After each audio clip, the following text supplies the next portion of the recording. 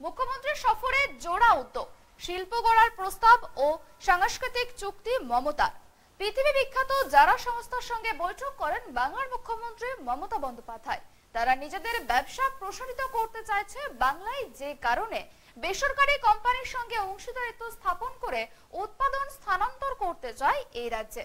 এই কাজটি তারা এই বছরের শেষে বড়দিনের আগেই করে ফেলতে চাইছে।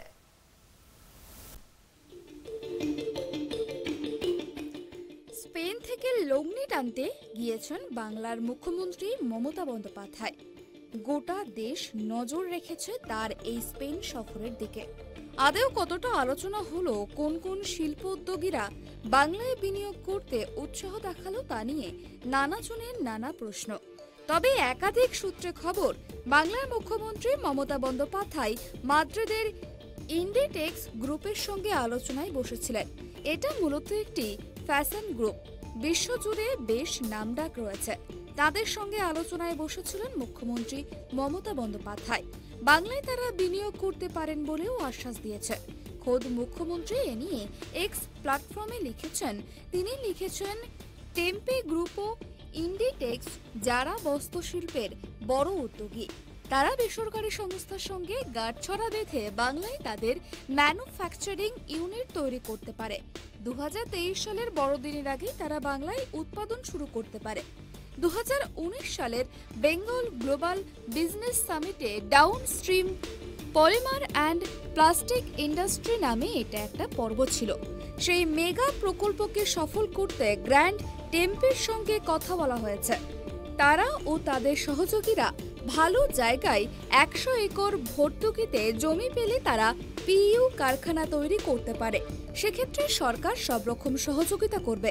এই উদ্যোগ বাংলার ভবিষ্যৎ ও উন্নতির পক্ষে সহায়ক হবে।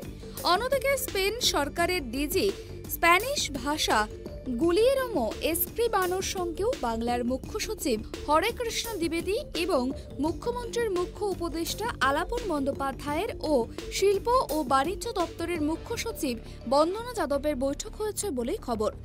বাংলার পড়ুয়ারা যাতে স্প্যানিশ ভাষা শিখতে পারে ও এখানকার শিক্ষকরাও যাতে স্প্যানিশ ভাষা শিখতে পারেন, সেই ব্যাপারে কথাবার্তা এগিয়েছে। সব মিলিয়ে বাংলার শিল্প সম্ভাবনা নিয়ে এবার আশার আলো দেখা যাচ্ছে মুখ্যমন্ত্রীর সফরকে ঘিরে।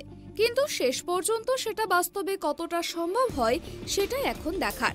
এছাড়াও মুখ্যমন্ত্রীর সঙ্গে স্পেন সফরে গিয়েছেন কলকাতার আন্তর্জাতিক বইমেলার আয়োজক পাবলিশার্স অ্যান্ড বুক সেলার্স গিল্ডের সভাপতি ত্রিদীপ চট্টোপাধ্যায়। বৃহস্পতিবার মাদ্রিদ বইমেলার সঙ্গেও বৈঠক করেছে গিল্ড। দুপক্ষের মধ্যে একটি মৌ চুক্তিও স্বাক্ষর হয়েছে।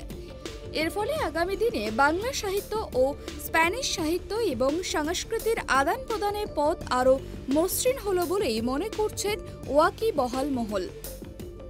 Bureau report, tribe TV.